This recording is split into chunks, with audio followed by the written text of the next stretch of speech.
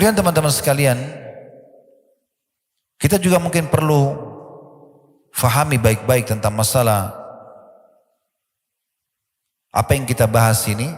Pastikan teman-teman sekalian, kalau kita bertakwa kepada Allah Subhanahu wa taala, kita menjaga hubungan kita sama Allah, menjaga keimanan kita, tidak akan pernah sama keadaan kita dengan orang-orang yang berbuat maksiat.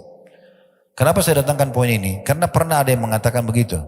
Ustaz, kita kan orang muslim, beriman kepada Allah, tapi kenapa banyak orang di antara kita yang miskin, yang susah, ya, belum dibukakan pintu rezeki. Lalu kemudian dia membandingkan dirinya dengan tetangganya yang non muslim. Lalu saya mengatakan, jawaban saya dua. Yang pertama, antum harus fair dan adil. Kalau mau membandingkan antara seorang muslim sama seorang kafir, pertemukan kalau sama jenjangnya. Misalnya muslim yang kaya sama kafir yang kaya. Nah baru bisa adil tuh. Jangan pertemukan antara muslim yang kaya, kafir yang kaya sama muslim yang miskin. Itu nanti antum membandingkan seperti itu. Dan pertemukan juga muslim yang miskin sama kafir yang miskin. Nah itu baru adil. Ya, karena kita tidak bisa membandingkan karena memang ekonominya berbeda. Sebagaimana juga kita tidak bisa bandingkan jenjang pendidikan orang yang berbeda. Ini tidak adil namanya. Gitu kan? Kalau kita pertemukan yang kaya sama kaya, kita akan temukan yang muslim jauh lebih banyak keberkahan hidupnya. Dan yang miskin juga sama miskin, kita akan temukan si muslim jauh lebih bahagia. Saya pernah kedatangan seorang jemaah kami, kebetulan dia ikut sama travel kami waktu itu umrah, sudah meninggal rahimahullah, beliau dari Lombok, seorang pengusaha waktu itu. Datang ke restoran kami di Jakarta, dia bawa temannya orang Chinese, non muslim, Katolik, partner bisnis dia. Kemudian ngobrol-ngobrol di restoran. Begitulah seperti biasa kalau seorang jemaah ketemu sama ustadz, tanya masalah hukum macam-macam, keluarga, masalah bisnis, masalah segala macam, dan saya jawab. Sementara yang Katolik ini menyaksikan kami berbicara dan diskusi gitu. Setelah selesai teman ini bertanya, rahimahullah beliau sudah meninggal. Tiba-tiba yang Katolik ini mengaitkan saya, dia bilang begini, Ustaz, saya boleh bertanya juga enggak? Saya bilang boleh silakan, tapi saya akan jawab sesuai dengan agama Islam. Dia bilang enggak apa-apa Ustaz, karena apa yang teman saya tanya ini, saya juga alami. Jadi masalah-masalah apa tadi? Masalah penipuan atau masalah hukum-hukum yang bagaimana supaya maju usahanya, harus ada kejujuran, modalnya halal dan segala macam. Bagaimana membahagiakan istri, bagaimana haknya mereka. Sebenarnya saya juga butuh itu.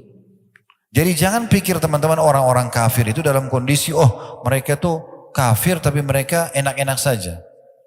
Perhatikan ini sebuah statement yang menarik ya, yang harus kita fahami baik-baik. Hadis Nabi SAW, hadis ini mulia sekali. Hadis ini diriwayatkan Imam Ahmad dengan sanad sahih. Inna Allah azza wa jalla yu'ti dunya man yuhib wa man la yuhib. Sesungguhnya Allah itu akan memberikan dunia ini kepada siapa yang dicintai dan tidak dicintai. Karena tidak ada nilainya dunia itu. Ya.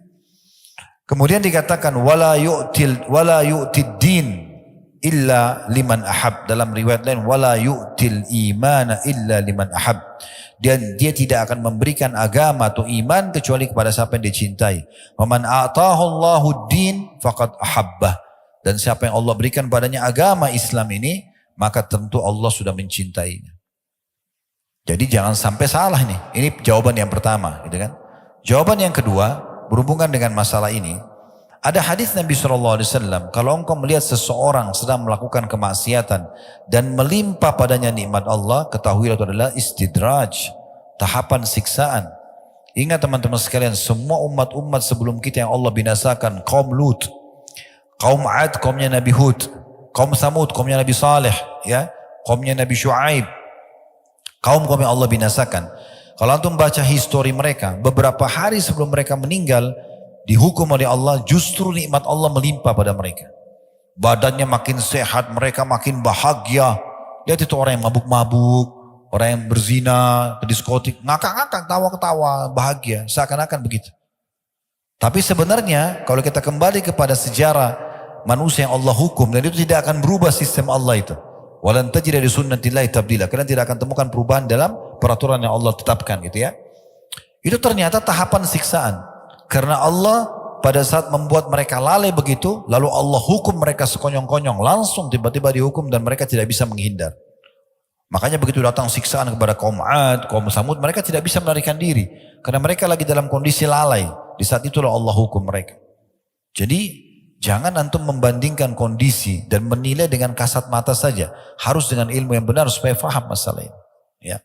Dan ingat juga bagaimana kalau seseorang di antara kita tersibukkan dengan amal saleh, itu jauh lebih mahal dari semua harta dunia. Sebagaimana disebutkan dalam sebuah hadis riwayat Ahmad dan juga Al-Hakim, dan Al-Hakim mensahihkannya, kata Nabi SAW, "Idza aradallahu bi'abdin khaira." Kalau Allah ingin kebaikan pada seorang hamba, ista'malahu qabla mauti. Allah akan menggunakan dia sebelum dia meninggal. Fasa'ala ar-rajulu minal qaum masti'malah. Lalu seorang dari kaum yang ada di situ menanyakan pada Nabi SAW, bagaimana Allah menggunakannya? Qala sallallahu alaihi wasallam, yahdihillahu tabaraka wa ta'ala ila al-amali salih qabla mauti thumma yakbiduhu alaih. Allah akan berikan dia petunjuk untuk mengerjakan amal saleh, kemudian Allah mewafatkan dia di atas keadaan itu. Jadi orang-orang kafir ditutup dalam kondisi lalai sehingga lebih berat hukuman bagi dia. Orang-orang beriman ditutup dengan amal-amal saleh. Sebagian salaf mengatakan, laisa sya'nu an tuhib. Tidak penting sebenarnya bagaimana kau mencintai. Walakin sya'an an tuhab. Tapi yang penting adalah kau dicintai. Ai laisa an tadhun annaka tuhibbullah. Maksudnya bukan poin adalah kau mengira dirimu kau mencintai Allah. Walakinna sya'an al-azim an yuhibbaqallah. Tapi yang benar adalah bagaimana Allah mencintaimu. Lianna Allah la yuhibbu illa man istahaqqa dzalikal hubb. Karena Allah tidak akan mencintai kecuali orang yang pantas untuk menerima cinta tersebut.